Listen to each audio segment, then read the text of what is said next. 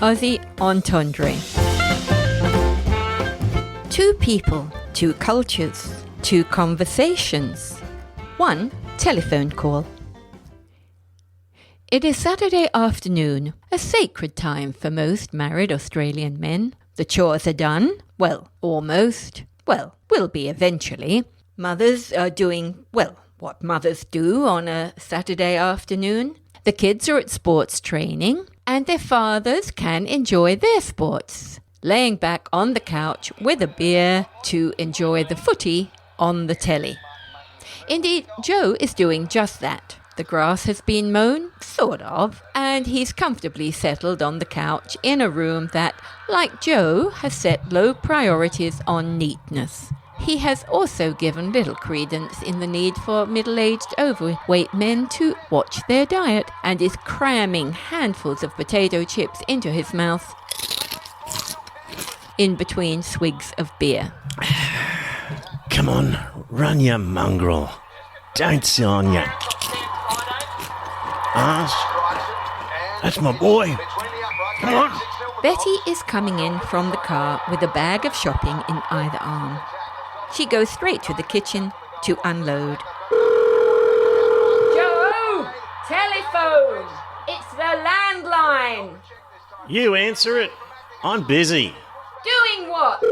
Watching the big match. I'm putting the groceries away, so answer the phone. It may be Telstra. I've been trying to contact them about the nuisance calls we get. People either trying to sell me life insurance or a funeral plan. Can't do both. Can't. The team's down 5 points. They need me. Betty enters the room, now obviously angry. Lazy, what's it? Nearly lunchtime and still in your jammies. Oh, come on, Betty. You know me and your drongo brother did hard yakka all yesterday, arvo. Yeah, then you both went on the piss last night and got legless. She picks up the landline phone. Good day. Yes, indeed it is a good day, madam. Good morning and salutations. May I inquire as to whether or not you are the mistress of the abode? What? Joe? A bloke here wants to know if I'm your mistress. Joe comes to, suddenly looking just a little bit guilty. Hey, what's that about my mistress? A bloke on the blower wants to know if I'm your mistress. What, you? That's a joke. Joe sees the look on Betty's face and quickly changes his attitude. Bloomin' cheek. Here, let me talk to him. Reluctantly, Joe grabs the remote, turns down the volume on the telly, extricates himself from the couch, leaving a confetti trail of potato chips as he lumbers towards Betty and the outstretched phone. G'day, Cobber. Now tell me, what's your game? No, I am not in the recreation business, but I take it you are the master of the house? A quick look at Betty receives a sneer as a reaction before she turns and makes her way back to the kitchen. Yeah? Well, sir, how are you on this most propitious day? I'm good. Bee's knees. Then I'm sorry, sir. I'm not wishing to speak to an agricultural establishment. I must have the wrong number. So I bid you farewell. Joe looks at the phone with bewilderment as the distinct click of the receiver is heard. He returns the phone to the cradle, lumbers back to the couch, and just has time for a quick swig of beer before... G'day. Oh, good morning, sir. And how are you on this most propitious day? Ah, you again. Like I said, I'm good. Bee's knees. Ants pants. Ah, the gentleman from the agricultural establishment. And you have a most disturbing ailment, if I may say so. Would you wish time to remove them? Remove what? The pants in which the ants are crawling. I'm suggesting you may wish to remove your undergarments. What? You want me to take off my grundies? Betty has just come back into the room, obviously curious. What? What's going on? This bloke wants me to take off my underchuckies. I am merely suggesting you may wish to remove your trousers in order to eradicate the infestation of the nasty little creatures crawling all over the lower part of your body. Hey, watch it. You're a cheeky bugger. I haven't had that problem for years now. Betty calls from the kitchen. Dolls, when you're done with that nutter, will you boil the billy? I'm gasping for a cuppa. Kylie will be over this arvo with the ankle biters, so I gotta make some arvo sangers for Smoko. Ankle biters? Boiling up Billy, then smoking him? Just because he has a little termite invasion? What kind of woman have you taken as your mistress? No, I ain't got time talking with you. I gotta go. We're gonna fire up the Barbie and... Oh my goodness gracious me, sir. I beg you do not do this dreadful deed. Setting fire to Mistress Barbie will not help your internalized anger against the vengeance of your wife. What ruddy anger? It's my wife who'll be aggro if she doesn't get her cuppa. She runs around like a ruddy chook without a head until she has that. More brutality. Cutting off chicken heads just for fun? My God, but you Australians are savages. Now come on. Fair crack of the whip and cut the crap, will you? And stop beating about the bush and tell me what you want.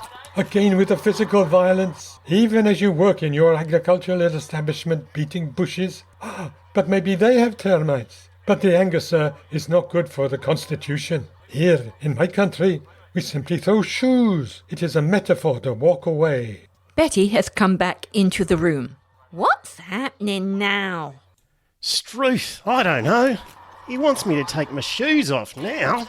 Well, you can't take your pants off till you do. But I'm not wearing any. Sir, would that be trousers or shoes? I advise the wearing of both in cold climates such as yours. Ah, so you're selling shoes. Now we're getting somewhere. Look, mate, first up, I ain't got a brass razoo. And second, I never buy anything I can't have a gander at first. Because last time I did, I ended up with jack shit. Again with the profanity, and now reference to my colleague Jack, whose personal body functions are not wholesome in the hot weather, I would agree. Even so, that is very rude. Now look here, you little bumfluff. I've had enough of this malarkey. Now this, sir, is going too far. Referring to my genitals is not seemly. Betty is standing at the door, pointing at the clock. In her hand is a rolling pin and an indication that she is going to hit Joe with it. Look here, mate. I'm not interested in your wedding tackle. And I've got to go and boil a billy, else my missus might attack mine. You know what Sheilas are like. They can get real crook. Who is this Sheila? I thought your good lady's name was Barbie. But with the crook I can help you. If you dial 000, I understand the police constabulary will come to your aid for the catching of crooks. What? Police? I don't want no police here. Now look, are you ridgy-didge? Or are you yanking my chain? You can chuck the dummy and yabba to yourself in your own time, but I'm a busy man, so spit it out. No, sir. Spitting is not gentlemanly. Betty grabs the phone. Look, I've had enough of this codswallop. I still haven't made the path, and he's got to change out of his tracky dacks, so stop acting the raw prawn and let us know what you want. Yeah, and I've got to go buy some grog, so I haven't got time to talk to a galah like you. Once and for all, who are you, and what do you want?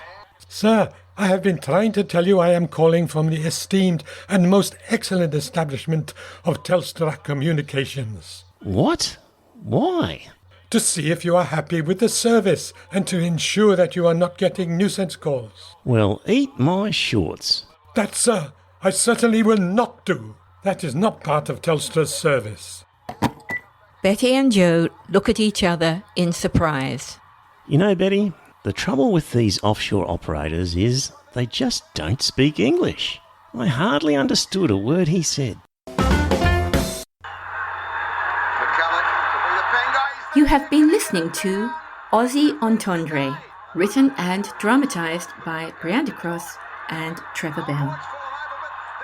Fast Fiction podcasts hope to inspire, intrigue and entertain you, and would appreciate your tick of approval on your favourite listening platform.